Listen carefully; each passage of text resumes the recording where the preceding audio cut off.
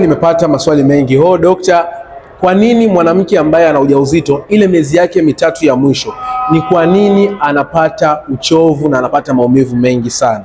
Kitu cha kwanza ambacho natakiwa kufahamu mwanamke, ili mwanamke aweze kupata uchovu mkali sana na aweze kupata maumivu makali hasa wakati wa miezi mitatu ya mwisho wa ujauzito wake, ni kwamba kitu cha kwanza ni kuongezeka uzito. Mwanamke huwa anaongezeka uzito, hasa mwanamke ambaye tayari alikuwa ni mnene, lakini pia mwisho wa siku mimba yake inamsaidia kuongezea uzito. Sasa mwanamke unapokuwa ni mnene alafu pia umebeba ujauzito, lakini miezi yako ile mitatu ya mwisho, ni lazima sana utakuwa napata maumivu makali, kwa sababu mimba yako ile ambayo umeibeba ni chanzo ambacho kinasababisha wewe mwanamke ufanye nini? Uweze kuongezeka uzito. Lakini kitu cha pili ambacho kinasababisha mwanamke aweze kupata maumivu makali au kupata uchovu wakati wa ile miezi mitatu ya mwisho, ni kwamba ni kutokana na msukumo wake wa damu. Msukumo wa damu unakuwa ni mwingi sana, tofauti na mwanzo kipindi mimba bado ilikuwa ni ndogo. Sasa kama unapitia changamoto hizi, basi ni kawaida tu, ni normal, lakini